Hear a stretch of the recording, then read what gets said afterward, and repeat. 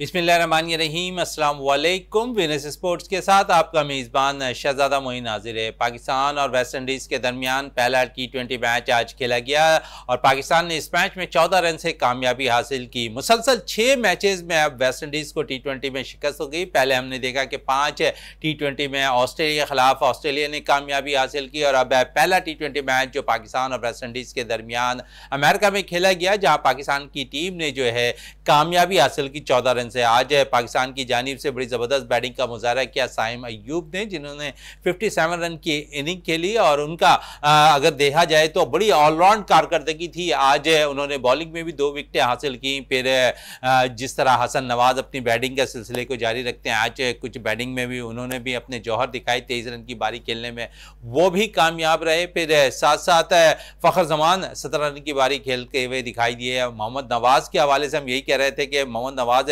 अपना एक्सपीरियंस कब शो करेंगे, तो आज उन्होंने अपना एक्सपीरियंस शो किया और मैच में 3 विकेटें हासिल की। बड़ी ज़बरदस्त कारकर्दगी आज रही मोहम्मद नवाज की बॉलिंग में। सुफियान मुकीम ने भी अच्छी बॉलिंग का मुजाहरा किया, लेकिन पाकिस्तान की जानिब से T20 फॉर्मेट में सबसे अच्छे बॉलर तस्वुर किए जाने वाले हारिस रऊफ कुछ महंगे साबित हुए आज के मैच में। पहले T20 में पाकिस्तान ने कामयाबी हासिल कर ली। आज इस पर बात करेंगे अपने शो के अंदर और बात करने के लिए हमारे साथ यहाँ पर मौजूद हैं हमेशा की तरह जावेद इकबाल भट्टी साहब यहाँ पर मौजूद है। जावेद साहब थैंक्स। और पाकिस्तान क्रिकेट टीम ने आज टॉस हार गई, पहले बैटिंग की पाकिस्तान ने और 178 रन स्कोर किए और 179 रन का टारगेट दिया इस मैच को जीतने के लिए। वेस्ट इंडीज़ को 14 रन के फर्क से वेस्ट इंडीज़ की टीम है आज मैच में नाकामी रही, लेकिन आज 18 साल और कुछ दिनों के करने वाले उम्र के वेस्ट इंडीज़ के प्लेयर जेवलिन ने जो है आज यहाँ पर डेब्यू किया मैच में और 35 रन की बारी खेली उन्होंने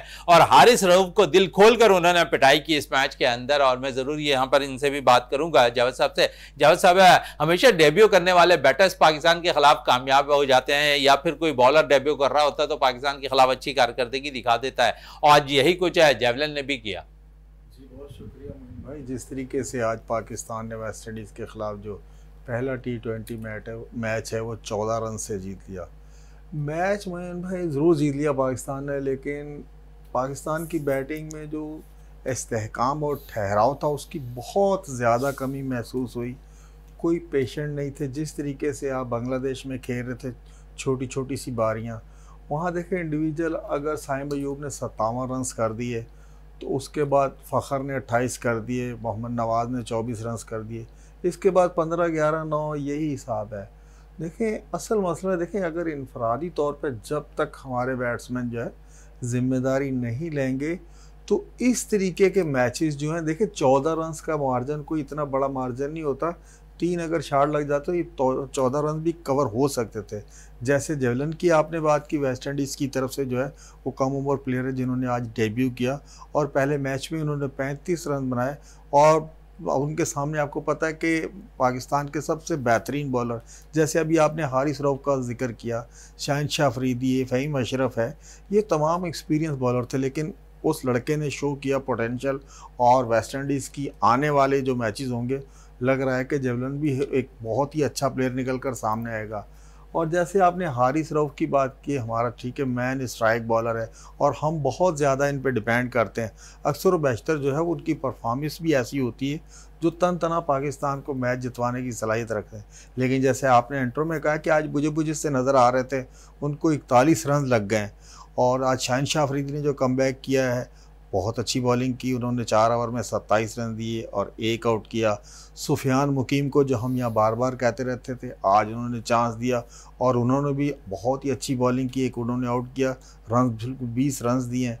और फिर हम नवाज की बात कर रहे थे, जैसे कह रहे थे एक्सपीरियंस है, आज उन्होंने अपना एक्सपीरियंस शो किया, 3 अच्छा आउट कर एक्सपीरियंस दिए। शो किया नवाज ने। और जब हमने देखा कि 72 रन थे और टारगेट 179 रन चेस करना था वेस्ट इंडीज़ को, और हमने देखा कि 5 रन पर जो हमने देखा 4 विकेटें वेस्ट इंडीज़ की गिर गई। आप समझते हैं कि वहीं से कमर टूट गई वेस्ट इंडीज़ की। मोहम्मद नवाज ने विकेटें हासिल की, फिर उसके बाद सुफियान ने विकेटें हासिल की, साइम ने आकर फिर ब्रेक थ्रू दिया, फिर शाहीन हावी होते दिखाई दिया।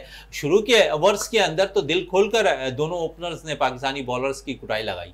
बिल्कुल मोइन भाई, देखें जैसे उन्होंने तकरीबन 70 प्लस का स्टार्ट दे दिया था उन्होंने वेस्ट इंडीज़ की टीम को।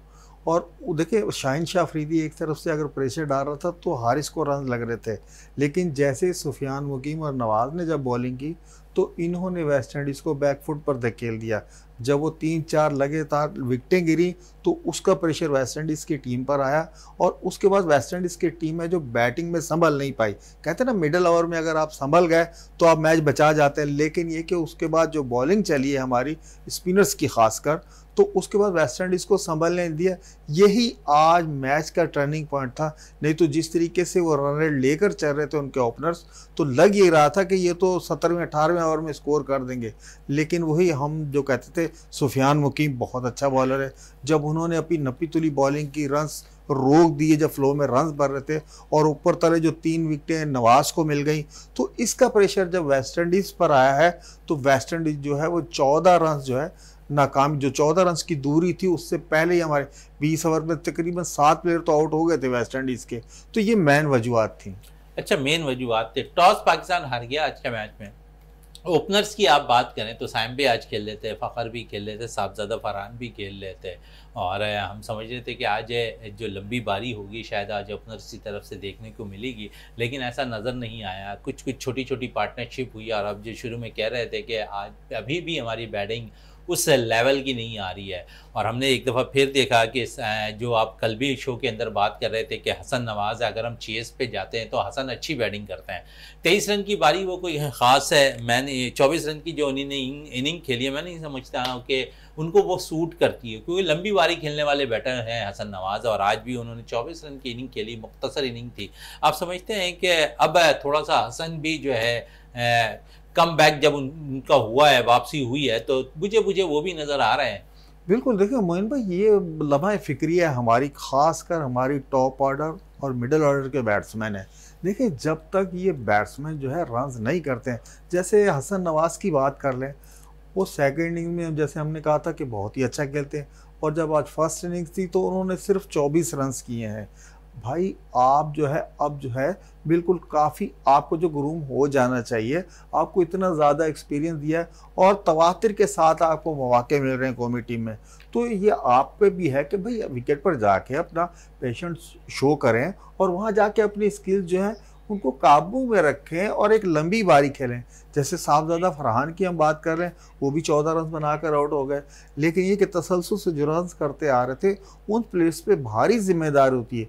अभी देखें आपका टॉप ऑर्डर में से अगर एक बैट्समैन जैसे साइम है, साइम ने अपने आड़े तिरछे जो शॉट है वो भी खेले, भाई उनके 57 रन उनके लग गए बोर्ड पे। अगर उनके भी अगर रन नहीं लगते तो हम जो 178 रन पे जाके पहुंचे, तो आप देखें नीचे सलमान अली आगा को देख लें, फ़हीम अशरफ को देख लें, वो सब इसमें स्ट्रगल करते हुए नजर आए। कोई भी ऐसा पूरा एतमाद जो बैटिंग थी किसी प्लेयर की तरफ से नजर नहीं आए। गो के 57 रन जरूर बनाए साइम ने, लेकिन एक एतमाद होता है ना जो बैट्समैन की बॉडी लैंग्वेज से पता चलता है, जब विकेट पे जाकर वो शो करता है, वो किसी भी बैट्समैन में नजर नहीं आए। आपने ठीक है कि 178 रन जरूर करिए, लेकिन आपको जो है तसलसल से, वो चाहे आप ओपनर हो मिडल ऑर्डर हो, जब तक आप तसलसल से स्कोर नहीं करेंगे तो मैं नहीं समझता कि हमारी टीम में जो तसलसल हमें चाहिए वो अभी तक नहीं आ सका। तो लिहाजा इन प्लेयर की जिम्मेदारी बनती है कि भाई आप लंबी बारी खेलें। जब तक आप लंबी बारी नहीं खेलेंगे, विकेट पे स्टे नहीं करेंगे, तो इतना बड़ा स्कोरबोर्ड कैसे लगेगा। ये तो 178 रन लग गए, लेकिन आने वाले 2 जो मैचेस हैं उनमें बैट्समैनों पे बहुत भारी जिम्मेदारी आई होती है, खासकर सलमान अली आगा पे भी जिम्मेदारी आई होती है कि भाई आप भी रन करें। आप वही 10-11 रन नॉट आउट आ रहे हैं। अच्छा, कप्तान का रन करना बड़ा इंपॉर्टेंट होता है, और मुसलसल हमने अभी देखा है कि सलमान रन नहीं कर पा रहे हैं, और सवालिया निशान उनकी कैप्टनशिप पे भी नजर आएगा फिर आगे जाके।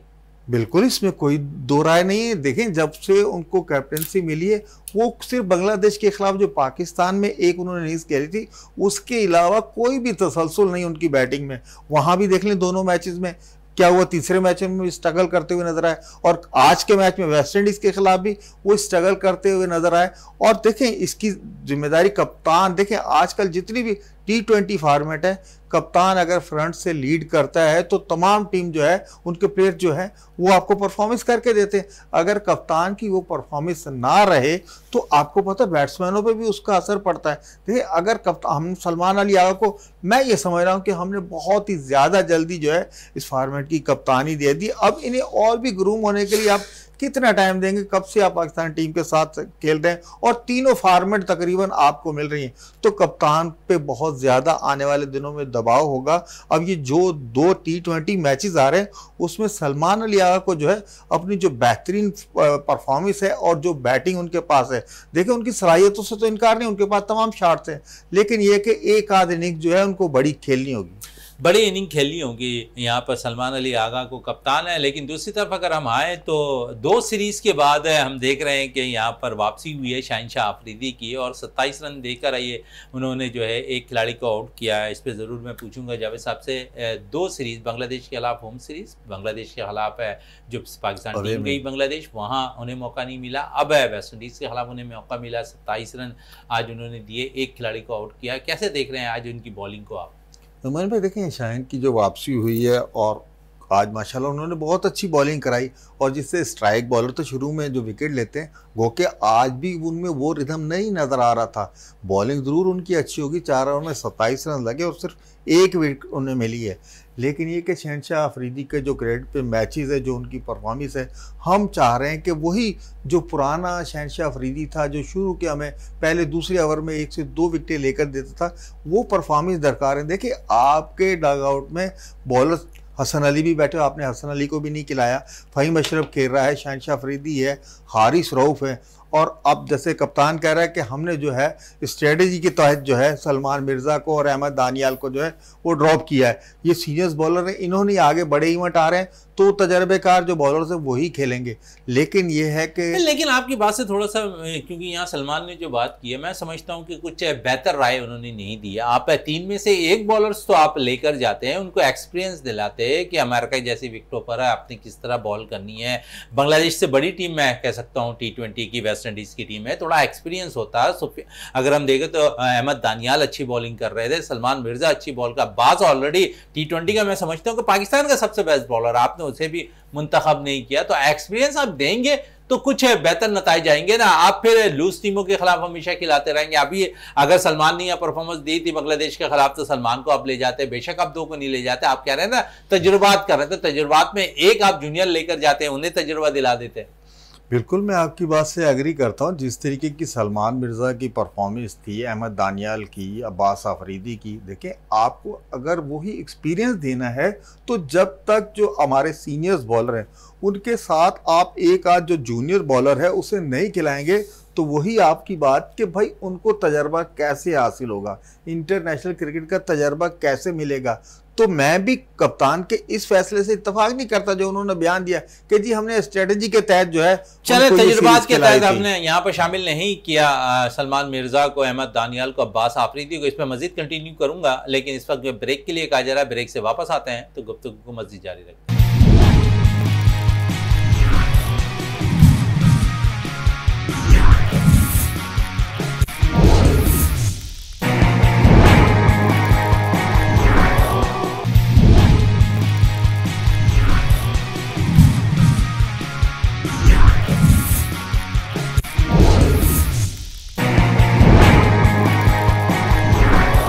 Welcome back. और जिस तरह हम बात कर रहे थे यहाँ पर कि जिस तरह अहमद दानियाल को सिलेक्ट नहीं किया, अब्बास आफरीदी को नहीं सिलेक्ट किया, सुफियान को जिस तरह अगर यहाँ मौका मिला है वेस्ट इंडीज़ के खिलाफ पहले मैच में और उसने 1 विकेट हासिल की हैं, अच्छा परफॉर्म कर रहे हैं सुफियान, और माजी में भी न्यूजीलैंड के खिलाफ अच्छा परफॉर्म किया, ऑस्ट्रेलिया के खिलाफ अच्छा परफॉर्म किया। 2 सीरीज़ में उन्हें भी मौका नहीं मिला। काफ़ी आवाज़ें सुफियान के हवाले से भी उठी कि सुफियान को मौका मिलना चाहिए था। आज सुफियान को मौका मिला, लेकिन मैं इसलिए सुफियान के हवाले हक में हूँ कि उसे चले मौका मिला। लेकिन दूसरी तरफ आपने एक और होनहार बासलाहियत स्पिनर्स को टीम से ड्रॉप किया। इब्रार आज का मैच नहीं खेल लेते, खुशदिल भी टीम के साथ थे, वो भी मैच नहीं खेल लेते, और दोनों ही एक्सपीरियंस प्लेयर हैं। आप समझते हैं इस टीम के अंदर जब आप इतने फास्ट बॉलर्स खिला रहे हैं तो फ़हीम अशरफ की जगह नहीं बनती थी। आप यहाँ खुशदिल को शामिल कर लेते हैं, आप यहाँ इब्रार को शामिल कर लेते हैं। आपको पता था थोड़ा सा स्पिन ट्रैक है, स्पिनर्स को हेल्प आउट हो रही है इस विकेट पे, तो आप यहाँ बेहतर नताइज दे सकते थे मजीद। और बिल्कुल देखें, देखिए जो 11 रुकनी टीम उन्होंने आज ग्राउंड में उतारी थी, ये समझ में देखें, आपने हारिस रऊफ है, शाहिन अफरीदी है, फ़हीम अशरफ है, सुफियान मुकीम है, मोहम्मद नवाज़ है। तो आप जैसे कह रहे हैं कि फ़हीम अशरफ, ठीक है, अगर आपने ग्रूम करने हैं प्लेयर तो आपको चाहिए था कि आगे आने वाले जो आपको पता है एशिया कप आ रहा है और T20 वर्ल्ड कप आ रहा है, तो आपको एतमाद देना चाहिए था अबरार अहमद को। अबरार अहमद को आप एतमाद देते, आगे बड़े इवेंट आने वाले हैं। वही जिस तरीके से बांग्लादेश में आपने ड्रॉप कर दिया था अबरार को, यहाँ भी आपने पहला मैच नहीं खिलाया, तो आपके पास फास्ट बॉलर्स तो पूरे थे, आपने फिर भी जो है 11 में जो है अबरार को ड्रॉप कर दिया। तो ये एक पाकिस्तान क्रिकेट बोर्ड हो गया है या जो हमारी मैनेजमेंट वहाँ बैठी हुई है, अगर आपने फ्यूचर में देखना है तो आपको इन प्लेयर्स को ग्रूम करना है, उनको ज़्यादा एक्सपीरियंस देना है जो आगे आने वाले फ्यूचर में आपके लिए जो है फतहात में अहम किरदार अदा करेंगे।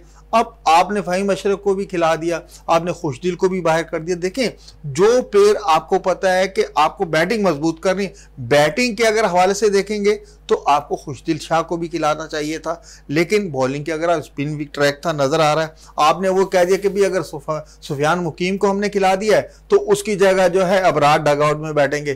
तो ये तो देखें, नवाज से तो परफॉर्मेंस होगी, उन्होंने 3 विकेटें जरूर ले ली, लेकिन आने वाले मैचेस में जो है आपको इन्हीं प्लेयर्स को जो है ग्रूम करना है, और कम से कम इनमें से 2 प्लेयर ऐसे हैं, खुशदिल हो गया, अबरार हो गया, आप इन्हें आगे 2 आने वाले मैचेस में चांस दें, क्योंकि T20 फॉर्मेट के आपके जो स्पेशलिस्ट कहलाते हैं वो यही हैं। और जैसे बॉलर हम कह रहे थे अब्बास अफरीदी, वो T20 फॉर्मेट का स्पेशलिस्ट है और वो तो टीम से ही बाहर है। तो इन सारी चीज़ों पे ध्यान देना होगा, आने वाले टूर्स में इनकी ज़रूरत पड़ेगी आपको। चलें, टूर्स पे ज़रूरत पड़ेगी।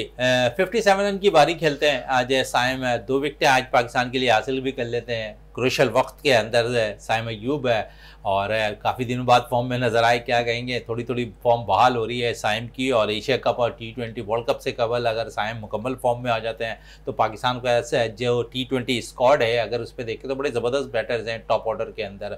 फ़खर जमान अच्छा परफॉर्म कर रहे हैं, फिर साथ साथ अगर साइम का इन फॉर्म हो जाना वो अच्छी बात होगी। फिर साथ साथ अगर हम बात करें तो मिडिल ऑर्डर पर हसन नवाज अच्छा परफॉर्म कर रहे हैं, साहबजादा फरहान ओपनर की हैसियत से अच्छा परफॉर्म कर रहे हैं, और ऐसे में अगर साइम अय्यूब अपना परफॉर्म कर जाए जलवा तो आप बेहतर हो जाता है फैसला। आप देखिए, एक प्लेयर ने रन किया, पाकिस्तान का स्कोर टॉप ऑर्डर से 178 पहुंच गया।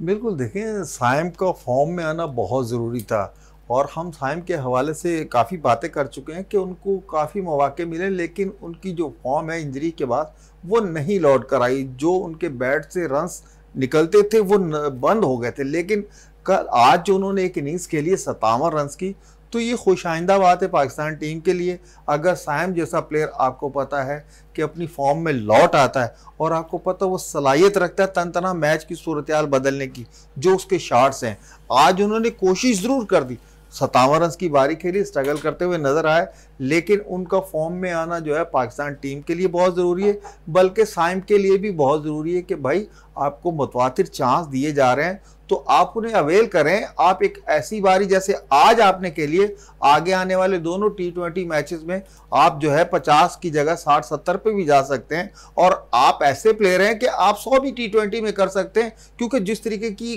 कुदरती सलादात सलाहियतें आपके अंदर मौजूद हैं। तो इनका इजहार जो है जैसे साइम ने आज किया है, तो अगर आने वाले दोनों मैचेस में भी रन्स करते हैं तो हम और आप कह सकते हैं कि इनके जो तसलसल सा रन्स करने का वो दोबारा जो है उस ट्रैक पर आ गए और फॉर्म में वापस लौट आए। अगर आने वाले जो 2 T20 मैच में उसमें अगर रन नहीं करते तो हम ये कहेंगे एक छोटी सी कैमियो थी जो उन्होंने दिखा दी पहले मैच में। चलो, छोटी सी अहमियत थी जो उन्होंने दिखा दी यहाँ पर, लेकिन एक सवालिया निशान यहाँ बन रहा है कि मोहम्मद हारिस मुसलसल नाकाम हो रहा है। पाकिस्तान में एक बड़ी अच्छी इनिंग खेली बांग्लादेश के खिलाफ, सेंचुरी स्कोर की है, लेकिन उसके बाद शायद उनका बल्ला रन उगलने से कासिर नज़र आ रहा है, और मोहम्मद हारिस भी अब सवालिया निशान बनते जा रहे हैं मोहम्मद हारिस के ऊपर भी। बिल्कुल, मोहम्मद हारिस के ऊपर तो बहुत बड़ा क्वेश्चन मार्क है, क्योंकि उनकी जो फॉर्म लगी हुई थी, जैसे उन्होंने आखिरी वनडे में 100 भी किए, T20 में 100 किए थे बांग्लादेश के खिलाफ, उसके बाद जो है मैं ये देख रहा हूँ कि हारिस की जो टेक्निक है वो बिल्कुल ही चेंज हो गई। वो जब विकेट पर आते हैं उनकी बॉडी लैंग्वेज जब बताती है कि उनके पास वो शॉट्स ही नहीं है जो शॉट वो खेलना चाह रहे हैं। बहुत ज़्यादा जल्दी में होते हैं, अपने शॉट सेलेक्ट करने में जो है उन्हें बहुत ज़्यादा परेशानी हो रही है। नहीं तो आपको पता है कि वो आगे गिरी हुई बॉल को स्टेडियम से बाहर फेंक, लेकिन आज जो आगे बॉलें फिरी, फुल लेंथ बॉल भी आपसे मिस हो रही है, आप लेग पे नहीं मार सकते, जो आप चिकी शॉट खेल रहे थे वो नहीं हो रही। तो इन पे जो है बहुत ज़्यादा मेहनत करने की ज़रूरत है हारिस को, और ख़ासकर जो हमारा स्टाफ है। अगर फ्यूचर के प्रोग्राम में जो है मोहम्मद हारिस शामिल है तो हमारे जो कोचेस बैठे हुए हैं, जो हमारे एक्सपर्ट बैठे हुए हैं बैटिंग के, उन्हें इन पे बहुत ज़्यादा तवज्जो देने की ज़रूरत है। क्योंकि हारिस जब विकेट पे जाता है तो उसे जो है स्टे करना भूल ही जाता है, और जो टेम्परामेंट विकेट पे जाके शो करना होता है वो अपनी एग्रेशन में शो करते हैं। हर बॉल को वो समझते हैं कि मैं भाई बाउंड्री के बाहर ही पहुंचा दूंगा। तो इस हवाले से जो उनकी ये नई एक सोच चेंज हुई है, तो इसीलिए बॉल जो है उनके बैट की तरफ आ ही नहीं रही। अगर आती भी है तो शॉट ऐसी गलत हो जाती है कि वो कैच की सूरत में बॉल खड़ी हो जाती है। तो मैं ये देख रहा हूँ कि मोहम्मद हारिस जो अपनी फॉर्म में थे, उनकी फॉर्म में वो तसलसल नहीं रहा, बल्कि मैं तो यहाँ तक कह रहा हूँ कि उनकी जो शॉट सिलेक्शन है उनमें भी बहुत ज़्यादा चेंजिंग आ गई है। जो वो शॉट खेलना चाह रहे हैं वो उनसे लग नहीं रहे। वो ऑफ स्टंप की बॉल को अगर ऑफ स्टंप की खेलना चाह रहे हैं तो वो भी एज हो रही है, इनर वो एज हो रही है। तो इन चीज़ों पे बहुत ज़्यादा जो है मोहम्मद हारिस को तवज्जो देने की ज़रूरत है। चले, मोहम्मद हारिस को तवज्जो देने की ज़रूरत है, लेकिन साथ साथ है क्योंकि बहुत से बैटर्स अगर रन नहीं कर रहे हैं तो सवालिया निशान तो उन पर बनता जा रहा है। उनमें एक मोहम्मद हारिस भी हो गए हैं, यहाँ पर हसन नवाज भी पिछले चंद मैचेस से रन नहीं कर रहे थे, उन पर भी सवालिया निशान उठता दिखाई दे रहा था। फ़खर पाकिस्तान के लिए बिग बॉन का किरदार अदा कर रहे हैं, फ़खर अच्छा रन कर रहे हैं, फिर साइम ने आज परफॉर्मेंस दे दी है, फिर साहबजादा फरहान आपको टॉप ऑर्डर से अच्छे रन करके दे रहे हैं। आज भी हम मिडिल ऑर्डर पर फंस रहे हैं, हम इतने ऑलराउंडर टीम में शामिल कर रहे हैं, लेकिन ऑलराउंडर का फ़ायदा आज भी नहीं हुआ। फ़हीम अशरफ आज भी कोई लंबी पारी खेलने में नाकाम रहे। इस तरह आज हमने ड्रॉप किया खुशदिल शाह को, लेकिन हमने यहाँ पर बैटिंग फास्ट बॉलिंग का डिपार्टमेंट बढ़ाया। आप समझते हैं कि यहाँ पर शाहीन भी थोड़ी बैटिंग कर लेते हैं, हारिस भी बैटिंग कर लेते हैं, और फिर साथ साथ है पाकिस्तान के पास है जितने भी सुफियान तो खैर उस किस्म की बैटिंग नहीं करते, लेकिन शाहीन से उम्मीद रखते हैं, हारिस से उम्मीद रखते हैं, लेकिन आज वो भी नाकाम रहे। बिल्कुल मोइन भाई, देखें अगर आज के मैच में आप 57 रन साइम के निकाल दें, 28 फ़खर के और 24 हसन नवाज के निकाल दें, उसके अलावा आप देख लें कोई रन नहीं नज़र आ रहे। देखें आपकी बॉलिंग बिल्कुल मजबूत है। वो शहनशाह अफरीदी हो गया, हारिस रऊफ़ हो गया, फिर आपने मोहम्मद नवाज को इन किया, सुफियान मुकीम हो गया। बॉलिंग आपके पास बिल्कुल कंप्लीट है। आपको जो तवज्जो देने की ज़रूरत है वो अपने बैट्समैनों पर तवज्जो देने की ज़रूरत है। बांग्लादेश में भी हम सीरीज़ आ रहे हैं, बॉलर्स की वजह से नहीं आ रहे, हमारी नाकामी बैटिंग की सूरत में नज़र आती है। दोनों मैचेस में यही बैटिंग की सूरत में नज़र आए, और तीसरे मैच में साहबजादा फरहान ने 63 रन की बारी खेल दी तो रन लग गए। तो वेस्ट इंडीज़ में भी आज पहला मैच था, वही हमें जो है अदम तसलसल जो है नज़र आ रहा है बैटिंग में, और कोई भी बैट्समैन जो है जिम्मेदाराना इनिंग्स अभी तक खेल के उन्होंने नहीं दी थ्रू आउट बांग्लादेश की सीरीज से लेकर, सिवाय 63 रन की जो इनिंग्स शाहजादा फरहान ने खेली थी, या आज 57 रन जो है साइम ने बना दिए। वो चाहे फ़खर हो, हसन नवाज हो, खुशदिल शाह हो, फ़हीम अशरफ हो, या सलमान अली आगा हो, इन पे सब पे भारी जिम्मेदारी आयद होती है कि भाई जो आपकी असल जो है फॉर्मेट है, आपने T20 में रन्स करने, और रन्स करने का तरीका यही पे विकेट पे जाके जब तक आप स्टे नहीं करेंगे, अपने पेशेंट शो नहीं करेंगे, जो आपकी स्किल्स है उन्हें नहीं सामने लाएंगे, तो आप किस तरीके से रन्स करेंगे। लिहाजा हमें फ़िक्रमंद होना चाहिए। आगे आने वाले जो सीरीज़ है उसमें हमें बैटिंग के हवाले से जो बहुत ज़्यादा काम करने की ज़रूरत है। हमारे बैट्समैनों को जो इस पर बहुत ज़्यादा वर्क की ज़रूरत है, क्योंकि अदम तसलसल, कोई भी तसलसल बैटिंग में अभी तक नज़र नहीं आ रहा। चलो, आप कह रहे हैं कि बैटिंग में अभी भी तसलसल हमारी टीम का नज़र नहीं आ रहा। हमारे 2-3 बैटर्स आज ये T20 के अंदर फॉर्मेट के अंदर खेलते दिखाई दिए, और 178 रन आज की विकेट पर बनाए हैं। और इस पर मैं ज़रूर आने वाले मैचेस पे एक सवालिया निशान भी है कि पाकिस्तान का टॉप ऑर्डर बैटिंग क्यों नहीं लंबा स्कोर कर पा रहा है, लेकिन एक सवालिया निशान है। इस वक्त ब्रेक के लिए कहा जा रहा है, ब्रेक से वापस आते हैं तो गुफ्तगू को मज़ीद जारी रखते हैं।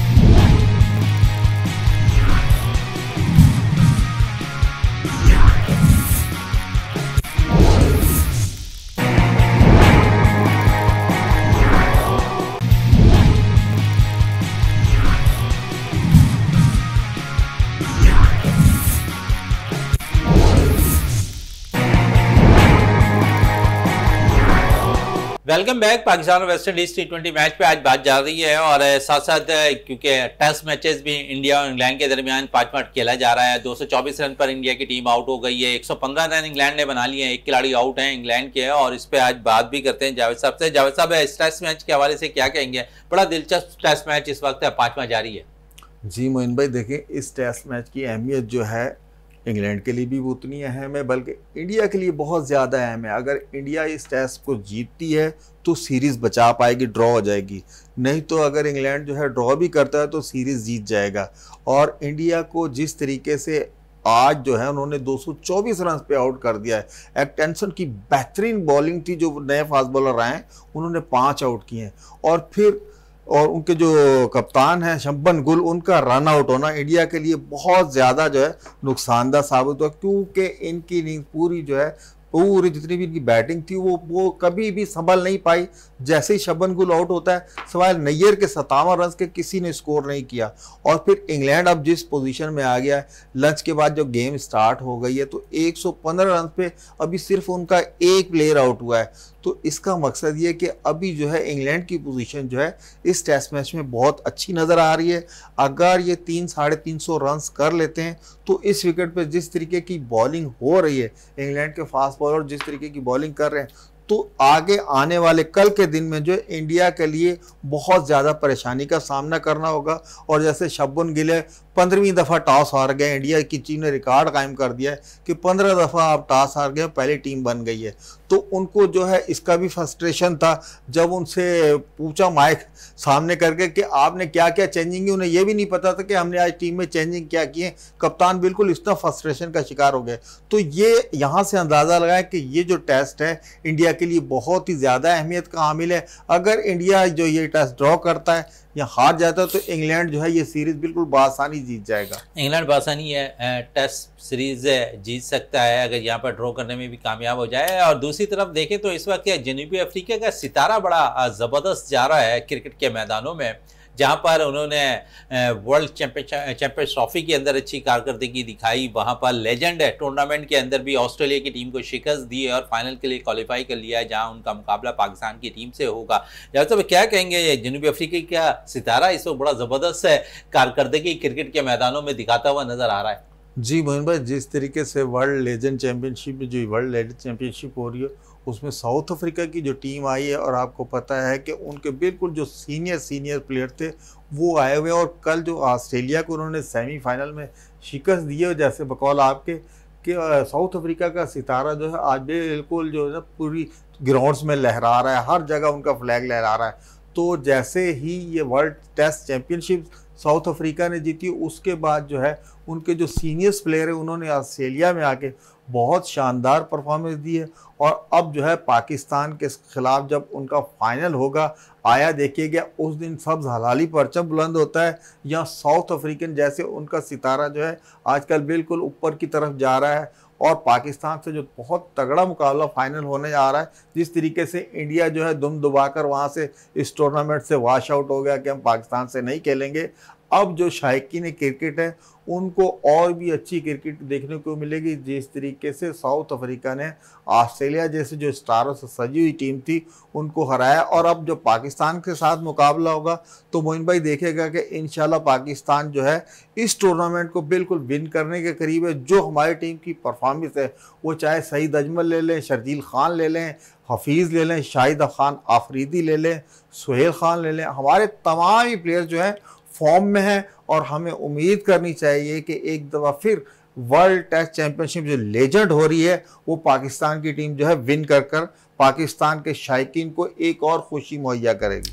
एक और खुशी मुहैया करेगी पाकिस्तान की टीम लेजेंड की, जहां पर मुसलसल बड़ी ज़बरदस्त कारकर्दगी पाकिस्तान की इस टूर्नामेंट में रही है। और पाकिस्तान टीम सेमीफाइनल में इंडिया के खिलाफ मद्दे मुकाबिल थी। इंडिया की टीम ने इनकार किया, पाकिस्तान ऑलरेडी फाइनल में पहुंच गया। अब फाइनल में जनूबी अफ्रीका के खिलाफ मैच है पाकिस्तान का।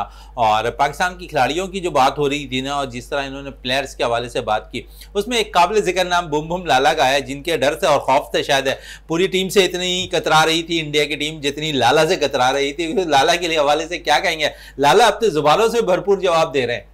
बिल्कुल, देखें मोइन भाई, जो देखें हर कोई इसी को अपने मुल्क से प्यार है।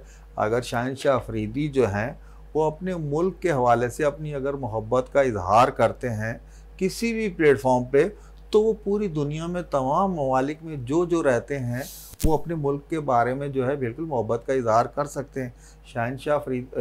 शाहिद आफरीदी ने कोई गलत बात तो की नहीं है, जो अखलाकी तौर पे समझें या सियासी तौर पे उन्होंने जो रूटीन की बातें हैं वही की, वो मैं भी करता हूँ, आप भी करते हैं। ज़ाहिर है हर किसी को अपने मुल्क से मोहब्बत है।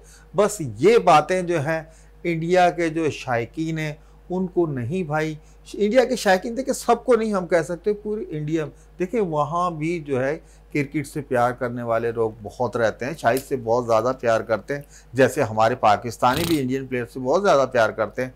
तो ये शहनशाह अफरीदी का बड़ापन है कि वो जो है बिल्कुल अपने एक पैराए में जो जवाब देना होता है वही जवाब देते हैं, कोई एक्स्ट्रा बात वो करते नहीं हैं।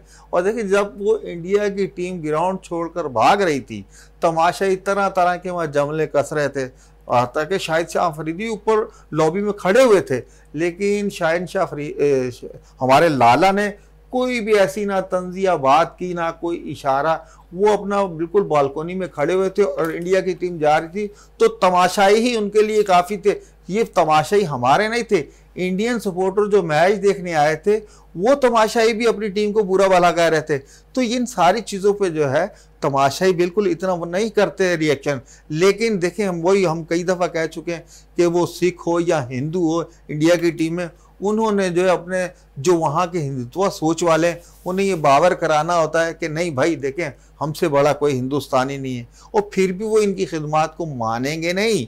वो जो है भले ना खेले मैच, अब ये चले गए मैच नहीं खेला, अब उन्हीं के जो क्रिकेट से मोहब्बत करते हैं, क्रिकेट लवर हैं, वही जो है उनके खिलाफ बातें कर रहे हैं कि भाई आपको मैदान छोड़कर नहीं भागना चाहिए। ये कोई जंग का मैदान नहीं, ये खेल का मैदान है। खेल तो जंग के दौरान भी जारी रहते हैं। जिस तरीके से कोरोना जैसी वबा आई थी, भले स्टेडियम भी खाली थे, आवाम नहीं थी, फिर भी मैचेस स्टेडियम में होते थे। तो इस हवाले से उन्हें सोचना चाहिए कि खेलों के साथ सियासत को मुंसलिक मत करें, सियासत को मुंसलिक ना करें। एशिया कप होना है और जिसके लिए अब इंडियन बोर्ड भी हम देख रहे हैं कि वो हुकूमत के इंतज़ार में है, कि हालांकि उनका अपना इवेंट है लेकिन वो हुकूमत के इंतज़ार में है कि एशिया कप हम खेलें ना खेलें। यूएई में फाइनल में हो चुका है कि ये मैचेस होंगे, लेकिन उससे कबल हम देखेंगे 3 मुल्क की सीरीज़ भी होनी है, पाकिस्तान, अफगानिस्तान और यूएई के दरमियान। तो आप समझते हैं कि 29 अगस्त से ये जो है सीरीज़ का मुल्की सीरीज़ का आगाज़ हो जाएगा। तो आप समझते हैं कि एक बेहतर फैसला जो Pakistan cricket board, Afghanistan board और यूएई बोर्ड ने किया है। बिल्कुल मोइन भाई, ये क्रिकेट के लिए बहुत ही अच्छा फैसला है। और देखें हर टीम को एक लॉन्चिंग पैड दे दिया गया है, वो चाहे अफगानिस्तान हो, पाकिस्तान हो, यूएई हो। ज़ाहिर आगे एशिया कप आ रहा है तो इनको भरपूर तैयारी का मौका मिलेगा। आपकी जितनी भी स्ट्रेंथ है आप शो करें। और जो ये 6 मुल्क की सीरीज़ है, मैं समझ रहा हूँ कि एशिया कप से पहले जो है इन तीनों मुल्क के क्रिकेट बोर्ड ने ये जो फैसला किए बहुत अच्छा फैसला है। ना सिर्फ आपकी टीम के लिए बहुत अच्छा, आपके प्लेयर्स के लिए बहुत अच्छा है। लेकिन आप समझते हैं तीनों टीमों को एक बेहतर जो है प्रैक्टिस मैचेस मिल जाएंगे, क्योंकि यूएई में ही तमाम मैचेस एशिया कप के हैं। वही मैं बात कर रहा हूँ, एक लॉन्चिंग पैड मिल गया है आपको कि वहां अपनी जो सलाहियतें हैं उसका इजहार करें। और तमाम जो है उस जो वेदर है वहाँ का जो मौसम है और वहाँ की जो विकेट, ये बिल्कुल हम आहंग हो जाएंगे। और फिर उनको विकेट का बिहेवियर का भी पता चल जाएगा कि भाई ये विकेट जो है इस तरह से खेलती है और ये विकेट फास्ट बॉलर के लिए मौजू है। तो इन तमाम चीज़ों का फायदा एशिया कप से पहले इन तीनों टीमों को होने जा रहा है, इन तीनों टीमों को होता हुआ दिखाई देगा। बड़ी अच्छी बात की यहाँ पर जावेद इकबाल भट्टी ने, और उन्होंने कहा कि यूएई में होने वाले सैफ अफ्रीकी टूर्नामेंट के अंदर तीनों टीमों को फायदा होता रहेगा एशिया कप से कबल। और जावेद इकबाल भट्टी साहब, आपका बहुत बहुत शुक्रिया। प्रोग्राम का अख्ताम करते हैं दुआ के साथ कि पाकिस्तान में खेल और खिलाड़ी तरक्की करते रहें और पाकिस्तान का सबसे लाली परचम दुनिया भर में रोशन रहे। लेकिन जाते जाते एशिया कप की जहाँ पर हम बात करते रहे, वहाँ पर स्नूकर के साथ अगर हम देखें तो पाकिस्तान टीम ने बड़ी अच्छी कारकर्दगी का मुजाहरा किया। स्क्वाश में पाकिस्तान टीम अच्छा कारकर्दगी का मुजाहरा करी। और स्क्वाश की बात कर लें तो जहांगीर जहांगीर खान स्पोर्ट्स कॉम्प्लेक्स में बड़ा ज़बरदस्त इवेंट खेला गया। उस इवेंट के हवाले से हमने एक छोटा सा पैकेज तैयार किया, वो पैकेज भी देखते हैं। अस्सलाम वालेकुम, मैं हूं शहजादा मोइन और इस वक्त मैं मौजूद हूं Jahangir Khan sports complex KMC sports complex पे, जहां पर स्लाइड टूर्नामेंट जारी है स्कॉश का। आज इसका फाइनल मैच खेला जा रहा है, तो फाइनल के प्लेयर भी हमारे साथ भी मौजूद हैं, इनसे भी बात करते हैं। ओवरऑल कैसा रहा ये टूर्नामेंट और किस तरह की देखा आपने इस टूर्नामेंट को, और कितना ज़रूरी होता है इस टूर्नामेंट में शिरकत करना?